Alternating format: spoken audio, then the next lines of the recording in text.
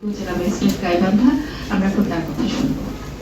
আমার কাছে যে আপনারা আমাদের পরামর্শ দিয়েছেন, আমি আপনাদের যে আমার যেহেতু দায়িত্ব রয়েছে, আমি আপনাদের কথা দিচ্ছি যে যেসব স্পট আমাদের নির্ধারণ করে আপনারা দেখিয়েও দিয়েছেন যে সব স্পটে মাদকের সরবরাহ হয়, মাদক শিবিরের আড্ডা বসে এবং মাদক চোরা কারবারিরা সেসব জায়গায় তাদের আনাগোনা দেখা যায়, আমরা সেসব জায়গায় আরও অবস্থান বাড়াবো, বাড়িয়ে দেবো। আমি মনে করি যে সার্বিকভাবে প্রশাসনিকভাবে সমাজে বিভিন্ন স্তরে এবং এই শিক্ষাগত ধর্মীয় সকল দিক দিয়ে উদ্যোগ গ্রহণ করে আমরা এই মাদকের ক্ষতিকর প্রভাব থেকে আমরা সমাজকে, গাইবান্ধা জেলাকে মুক্ত করতে পারবো। আমাদের সম্ভাবনাময় যে এই মানব সম্পদ সেটাকে আরো বেশি সম্ভাবনাময় করে ভবিষ্যতে দেশের সার্বিক উন্নয়নে অগ্রযাত্রায় আমরা সামিল হতে পারবো ইনশাআল্লাহ। মানে এই যে এত আলোচনা আমরা ভালো তো হচ্ছে না, আরো বাড়ছে।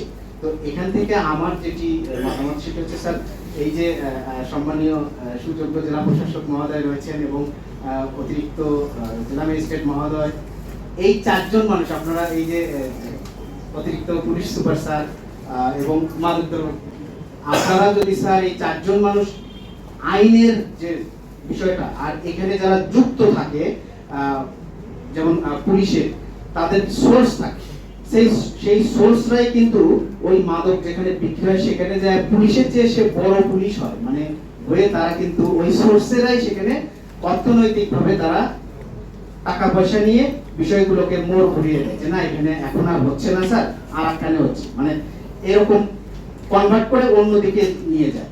এখন আর কথা বলে লাভ হবে না, সুন্দর সুন্দর কথা বলে কোনো লাভ হবে না, কারণ এর চেয়েও আমাদের এই সুন্দর কথার চেয়েও মাদকাসক্ত যারা তারাই আমাদেরকে আরো বুঝায়। মানে আমরা তো গণমাধ্যম কর্মী, তৃণমূলে যাই, বিষয়গুলো দেখে তাদের কথা শুনলে মনে হয় যে আমরাই কম বুঝি, তারাই বেশি বুঝি। তো সেক্ষেত্রে আর বুঝিয়ে লাভ হবে না। এই সেমিনারের সার্থকতা তখনই হবে আপনারা আইনের সর্বোচ্চ প্রয়োগ করবেন স্যার, এবং যেখানে আইনের লোক জড়িত তাকেও কিভাবে শাস্তির আওতায় নিয়ে আসা যায়, জনপ্রশাসনে যারা তৃণমূলে স্থানীয় সরকারে জড়িত তাদেরকেও কিভাবে আইনের আওতায় নিয়ে আসা যায়, যেহেতু বড় ধরনের অর্থনৈতিক একটা ব্যাপার থাকে এখানে।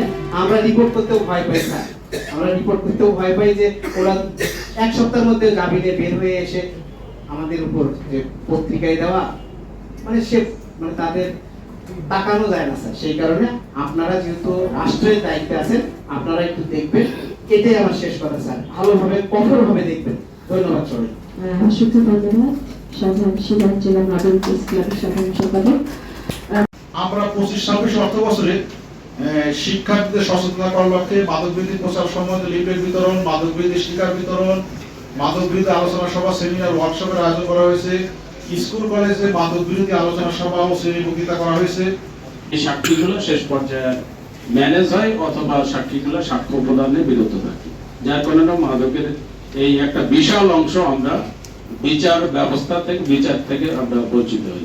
আর একটা ব্যাপার জামিনের ব্যাপারে আমরা দেখি মাদকের যে সংখ্যাটা ধরা হয়, ধরেন যেখানে 1000 পিস বা 2000 পিস ইয়াবা ধরা হইলো, সেটা যখন আবার এটা প্রডিউস করা হয় 100 পিস বা 200 পিস এরকম অনেকটা আমরা শুনি। গাজীপুর রৌমারি থেকে একটা ফেন্সিডিল নিয়ে আসা হয়েছে, সেটা নিয়ে এসে নদীর ভিতরে রাখা হয়েছে। একটা মাছ যেভাবে জায়গায় রাখা হয়েছে সেভাবে রাখা হয়েছে, তবে অন্য একটা মাঝি যায় ওইটা জালে তার ফেন্সিডিল একটা বস্তা উঠেছে। তো সেটা হলো এইটা আমি একটু হলাম চিন্তিত যে আসলে আমরা তো এইদিকে সুরক্ষিত করছি, সম্মানিত ডিজি মহোদয় এইদিকে দেখছে, কিন্তু চরগুলি যেটা আমাদের বিভিন্ন অন্য জেলার সাথে সম্পৃক্ত, বিশেষ করে সাগাটা এবং ফুলছড়ি এবং এদিকে আমাদের সদরের কিছু অংশ আছে এবং সুন্দরবন, সেগুলোকে একটু ছাড়া একটু দেখতে হবে যে যারা নৌ পুলিশ বা জল পুলিশ আছে তাদেরকে মাধ্যমে একটু দেখা উচিত। আর একটা বিষয় হলো স্যার, আমি ওই ডিজি মহোদয় বলছেন যে কমিটি করা হয়েছে, কিন্তু সুন্দর করার পরে যখন আমি একটু বললাম যে আমরা এখানে কমিটি করতে পারি কিনা, তেমন যে কমিটিটা করবো কাকে, মানে এখানে আসলে সবাই কম বেশি আসলে এই ধরনের মাদকের সাথে সম্পৃক্ত, মানে যারা ইউথদের নিয়ে কমিটি করতে চায় মোটামুটি ভাবে বোঝা গেল যে আমরা এখানে সবাই জড়িত। আমাদের মাদক বিরোধী একটি শপথ বাক্য আছে, সর্বশেষ স্যারের মাধ্যমে আমরা সবাই মিলে ওই শপথ বাক্যটি পাঠ করে আজকের অনুষ্ঠানটি সমাপ্ত করবো। আমি তাকে অনুরোধ করছি এই শপথ বাক্যটি স্যারের সাথে সাথে পাঠ করার জন্য। মাদক বিরোধী শপথ আমরা সবাই গ্রহণ করব। আমি শপথ করছি যে জীবনের লক্ষ্য স্থির রেখে সফল মানুষ হিসেবে নিজেকে গড়ে তুলব এবং শারীরিক ও মানসিক সুস্থতা ধরে রাখতে কৌতূহলবশত আমি মাদক গ্রহণ করব না।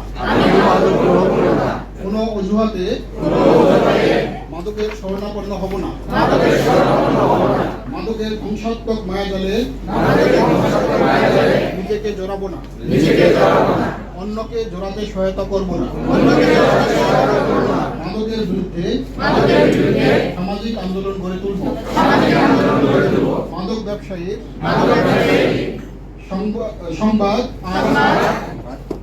সংবাদ আইন শৃঙ্খলা বাহিনী দেব। দেশকে ভালোবাসবো। বাংলাদেশকে মাদক মুক্ত করতে সবসময় সচেষ্ট থাকবো। ধন্যবাদ সবাইকে।